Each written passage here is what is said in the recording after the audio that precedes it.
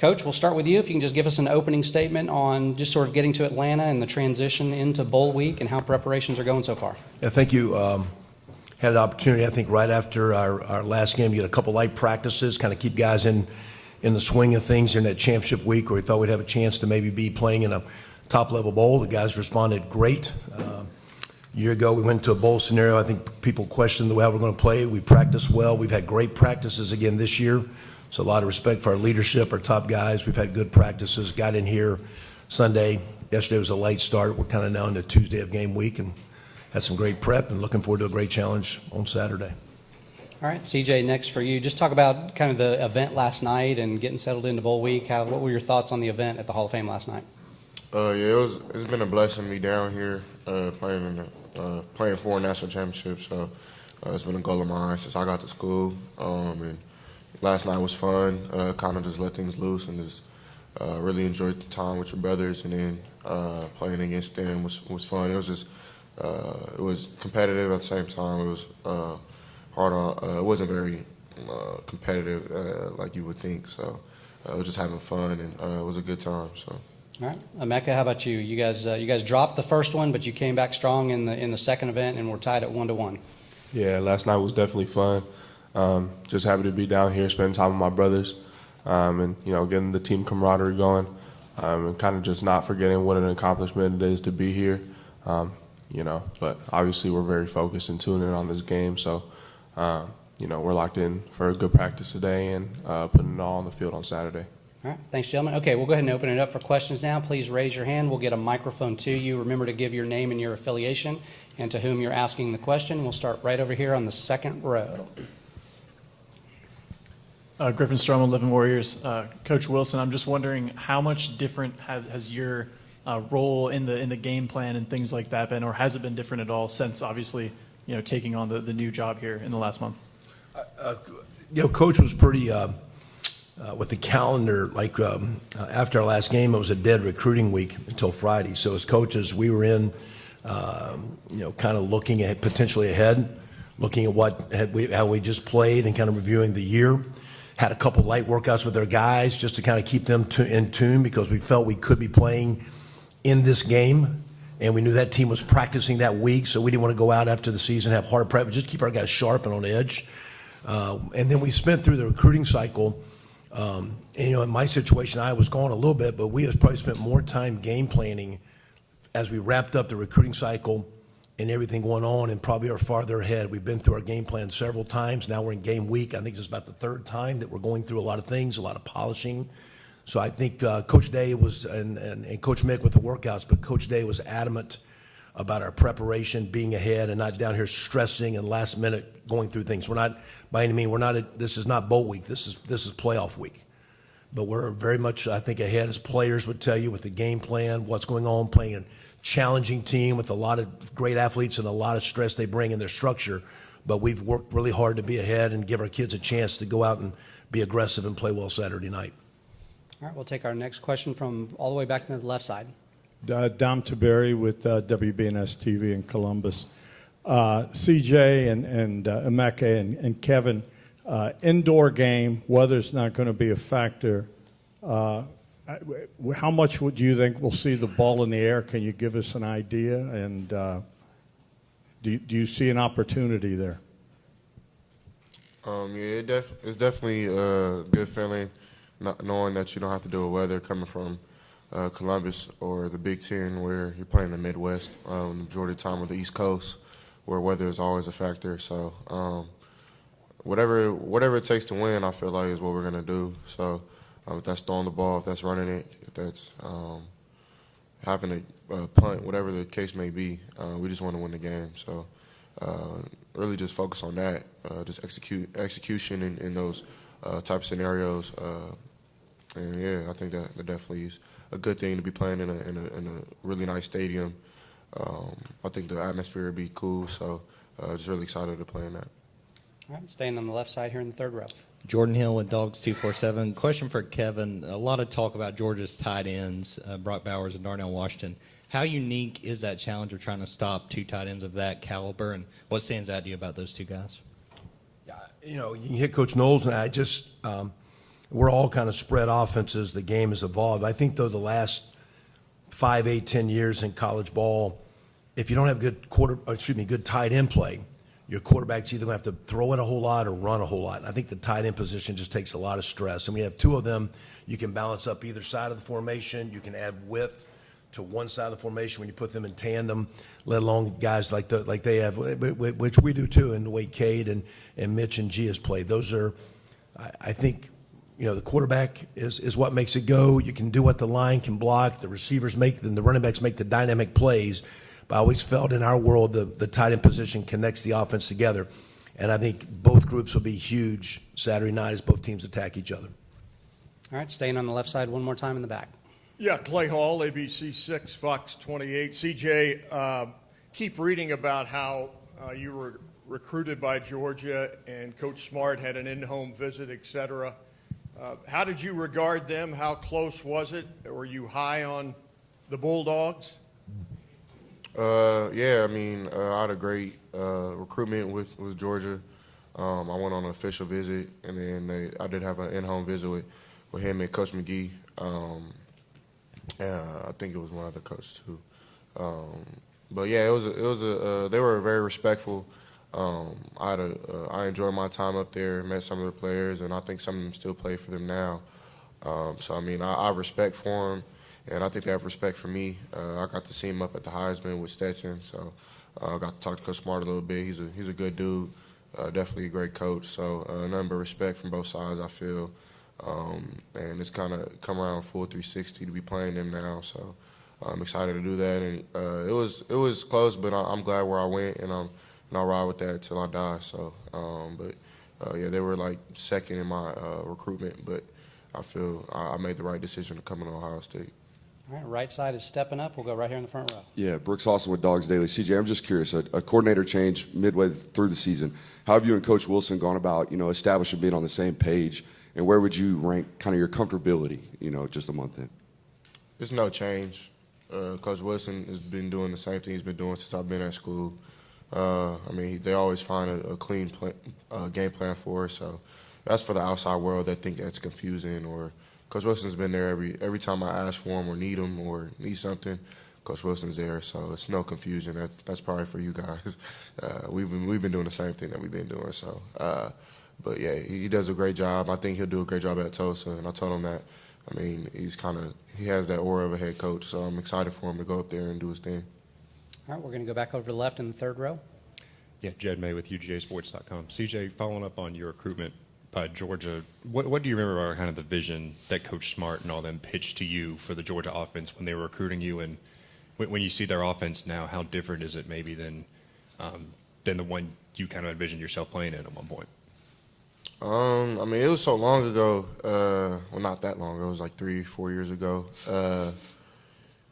Kind of seems long ago. But, they were more so on the side of passing it a little more, because I think I am dynamic when it comes to throwing the ball down the field, staying in the pocket, working things like that. And, of course, they knew they were getting Darnell, who was in my class. And then they've always had a great defense with Keeley and dudes they had back then. So they were really excited to have an offensive attack as well as a really good defense. So that was kind of the pitch. And then Coach Cooley, who was the quarterback coach at the time, loved how kind of my footwork was and how I could still extend plays and make plays on the run and do things like that. So that was kind of the pitch. All right, next we'll go over here, fourth row on the right. Coach Wilson, Anthony Dasher, UGAsports.com. Just wondering how much you knew of Jalen Carter before you started turning the film on to prepare for this game, and now that you have, what are your impressions? Well, one of the impressions are they have a lot of tremendous players. Always have. I think it just starts with their coaches, the way they recruit, and the emphasis of defense and the passion. A lot of times when you put on tape, you see great players. A lot of time when you put on tape, you see scheme and structure. But sometimes when you put on the great teams, you feel the tape, and you feel those guys on tape, and you feel them on tape. You feel the plays he makes and the way he can impact and influence games. So we have our hands full, not just with him, everyone. It's not like you can turn full focus there because there's other dynamic guys at one-on-one. So it's going to be a fist fight every play. We got our hands full. Just a lot of respect for their structure, the culture of the way they play, and most importantly, you feel their defense. And we're going to have to do our best to make sure that there's a chance that as we're playing, they feel us as we play this game, because it's not going to be a reactionary game. It's going to be an attack game both ways, two guys going at each other. A lot of respect for those guys. Next, far left over here. Doug Robertson, the Atlanta Journal-Constitution. This is for Anyville. Georgia's pass defense gave up a lot of yards to LSU in the SEC title game. Y'all obviously have a lot of talent on offense. Do you feel you could take similar advantage? Emeka, let's start with you this time. I'm very confident in the talent we do have on offense, and I feel like when it comes to us playing any team in the nation, I feel confident with our guys and our ability to sling the rock. So, like CJ said, we're going to do all it takes to win, whether that's running or passing, but we're definitely aware of the talent that we have, and we're going to look to exploit it and make big plays whenever we can. CJ? We got to play Buckeye football, though. LSU do what LSU did. So, I mean, I'm pretty sure they're not just going to let us drop back and just do what we want to do. So, I'm pretty sure they've been watching film on us, make sure that that's something that they stop. And they probably think, oh, I don't know what they think, but I know that that's probably what the outside world thinks, is that since LSU got to throw the ball against them really well, that we'll just go out there and do it. I'm pretty sure that they'll have a plan for that, and we'll have to be on our game just as better as they are. So that was good for LSU, but we got to go play Buckeye football and make sure it happens on Saturday for us. All right. Coach?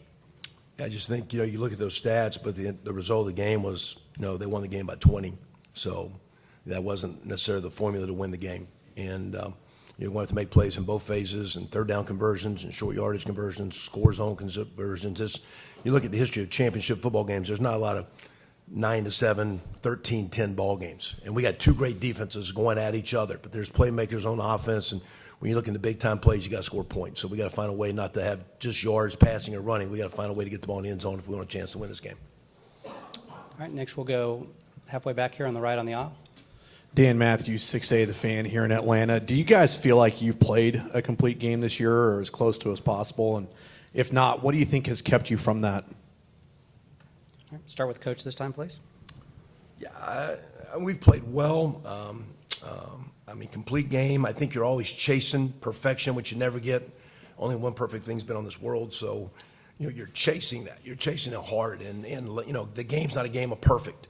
And playing your best is your ability to just overcome and keep swinging and swinging and swinging. So we've gotten there, but I think our best is in front of us, and the way we've prepped, we're going to have a tremendous challenge. There's going to be some challenging, ugly plays Saturday night, but to get the outcome, we're going to go at it. And to me, that'll be, have we played our best game? Is how hard down the stretch in the big games we can play 4 quarters as hard as we can. Not trying to be perfect, because it's not going to be, and it doesn't have to be, but it has to be all we got. And that'll be, again, the challenge Saturday night, to say, okay, we played our best. I think we have a quote in our room, the old Theodore Roosevelt, where the critic goes to the one in the arena. I think Saturday night we can look at the arena when it's over and look at these men and say, hey, was that our best, and is that what it takes to win this game? All right, next we'll go on the left side on the aisle. Yeah, Jacob Benj with the Lantern. Just following up on that for Emeka and perhaps CJ, to hear your offense has to play its best football against Georgia, and for Emeka, when you think about yourself and Marvin, your first seasons as starters all the way through, what do you think about when you reflect just playing with Marvin, yourself in the lineup with CJ throwing you the ball? Just when you reflect on the season now that you're here, what do you think of first, and what do you and Marvin have left to show? I think it's all conclusive. We have to play a complete game like you guys were talking about, in terms of, not just pass catching, but run blocking, making sure there's little to no mistakes, getting our play calling, and, just being great leaders. We always felt like Zone 6 has been, kind of one of the position groups on the team who has stepped up in big scenarios and made big plays. Not saying that anyone else can't do it, but, sometimes it's, we like to be the guys in those scenarios. So just making sure we're able to make those plays, and because, we're all confident in, the line being able to hold their blocks and the running backs doing their job, and CJ being able to, be a field general out there. So, and so what me and Marvin think, we're just, continue to stay locked in, and making sure we have everything down pat, and we're going to give it our all on Saturday. All right, next right here in the third row on the right. Charles Odom with AP. For Coach Wilson, Georgia's gone with a committee approach at running back this season, and you have had to utilize your depth as well. How much of that has been by design? How much by necessity due to injury? And can you talk about Mayan Williams and how I understand he's had to deal with a leg injury, how he is for this game. Yeah, it's most of it's been originally by design, but then with the injuries that we've had a couple times, those guys, they've all practiced well. Mine had a really good go yesterday, the most work he's had to date. And as we build through this week, I think we'll see those guys playing and playing well. But I think you need more than one back. You need two, sometimes three to play through the season. You need it to play through the games at receiver. Emeka and Marvin have got a lot of targets, a lot of notoriety, but they'll tell you we need receiver number 5 and 6 in every game stepping up playing championship football. So, there's not a starting 11 on our football team. We got about 17, 18, 19 guys really contributing at all those key spots. So the running back is a little bit like Georgia's, like a lot of good teams are playing 2 or 3. This year we've had to evolve where some guys have been in and out due to some of the minor injuries we've had. But going into this game, we're at full force, and those guys are going to need to take care of the ball and run as hard as they can. They're going to have to make some tough and some ugly yards in this game to keep us on schedule. All right, we've got time for a few more in this session with this group. Next question. Okay, let's go right here on the right. Question, Joey Coffin from the Columbus Dispatch. Kevin, for you personally, what's it been like to manage all the responsibilities you have, coordinating the offense, the game plan for this game, your new job, last couple of weeks? Just is that tough to juggle? Other coaches I know, like Jeff Halfley did it in 19, but just what's it been like from your perspective? Good. And I don't want to talk much about it because really the recruiting days that we had when the guys were recruiting, I was kind of dealing with the new opportunity. When we weren't recruiting, it was back here like I was here. I've been here since last Thursday. So now, pushing about 12 days directly with the team all the time. And really what's different from years ago is when there's a coaching change, you have to recruit your team so that everybody doesn't jump in the portal. So that was the issue, is like just trying to keep the guys on board. But I'm very compartmentalized. These guys know this. So when I'm on practice, it's all practice and it's full throttle. We're in the meetings. It's all meetings. So, there's probably 70% of the time has been on this bowl game. And the extra time's been late at night, like last night about 9:30. We started yesterday morning, about 7, got rolling. About 9:30 last night, I actually got to a couple things revolving about next year's job. Everything is with these guys. Coach Day's comment was, I am in this position because what these guys have done and the obligation. I said back in preseason, one of our goals was to get here and have a chance to be in this game and to be a part of this, and we want to have success in this game. So it's not been hard. It's been a lot of energy. And the total focus when it's been time to work is on these guys and giving us a chance to play well against a tremendous Georgia defense, and we're ready to roll. All right, staying on the right side in the second row right here. Andy Baxter from Letterman Row. Emeka, just wondering from last year's experience, what did you take away from the Rose Bowl and now playing a bigger role in this offense? How do you take away from that experience and apply that now? It was a little different because, there wasn't as much on the line, I feel. I felt like it was a good game for me to get my feet wet and understand what it's like to play on this scale. But this year is definitely different. I'm feeling more locked in, feeling more focused. And, I'm realizing as the days go on that it's going to take everything that we take, as a team. It's going to be, a hard-fought game to the fourth quarter. I'm not, I don't know what the score is going to be. I can't predict that. But I know that's going to take all 3 phases for us to be able to execute the way that we need to. So that was kind of something that carried on in the Rose Bowl. We were down at half, had to come out at halftime and have a big second half where we're clicking on all cylinders. And there's going to be a moment in the Saturday's game where we're going to face adversity, and it's going to come down to how we handle that. All right, over here to the left in the fourth row, please. Connor Riley, Dog Nation. This is a question for CJ. Emeka and Marvin both had over 1,000 yards receiving this year. What's made them so successful and helped you, show that you guys are one of the best passing offenses in the country this year? I definitely think their work ethic. Whenever I come into the facility, either they're there or they're coming, and they're coming with me or they're there by themselves on the jugs, and that kind of just shows you what type of work they put in. It's been like that since their freshman year, and I think that's kind of what's been paying off is just the work that they put in. And then really just how smart they are. Like, they pick them on the offense really well. When they first got in here, it wasn't like a slouch from Chris and Garrett, Mecca and Julian and Marvin were the twos that year, and they were just as good or, better at times. I'm not saying they're better than Garrett and Chris, but, they were playing really good football to be freshmen. And I definitely think that when you come in with that type of attitude of like, I'm not just gonna be here and try to learn, I'm gonna be here and dominate, that's when you learn and that's when you become a great football player. So it hasn't been overnight. They've been good since their freshman year. They just didn't have an opportunity to really touch the field last season. So I definitely, the work that they put in and how they came in with that type of dog mindset has definitely paid off to have success this year and to continue to have success in the future. All right, we've got time, I think, for two more. Any other questions? Okay, all the way back in the back, please, on the left.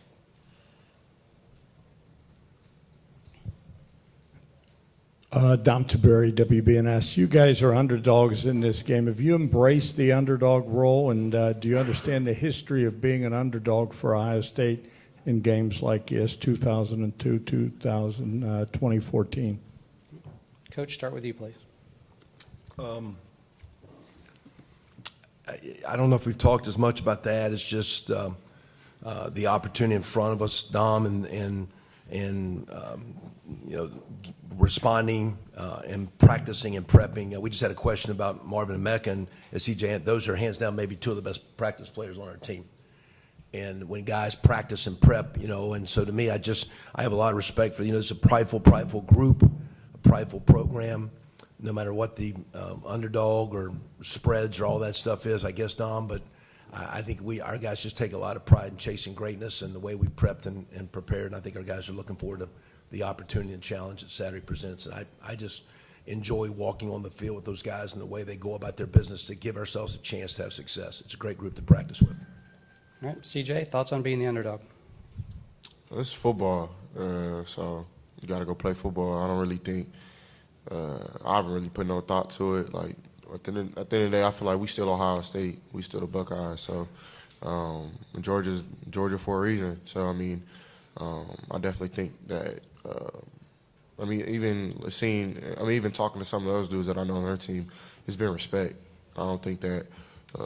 I wouldn't say that I feel like an underdog. I don't feel like. I do feel like people are counting us out, but that's fine. I mean, we've been counted out plenty of times. I'm pretty sure people have counted Emeka out in his life, and people have counted Coach Wilson out in his life, and people have counted me out. So, I mean, this isn't nothing new.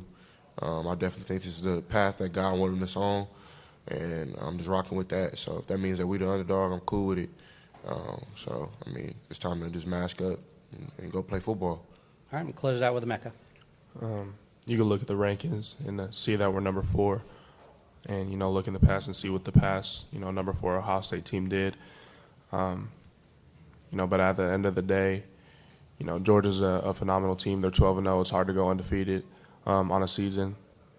And, they're the number 1 ranked team right now. But I can't speak for everyone. But for me personally, I don't feel like underdogs.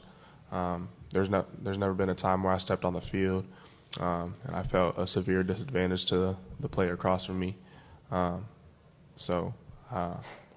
haven't played Georgia yet, but I feel like with the confidence that we have as a team and our ability, like CJ said, we've been counted out before, so it's not nothing new to us. So we're just going to go out there on Saturday and play football like how we know how to play football.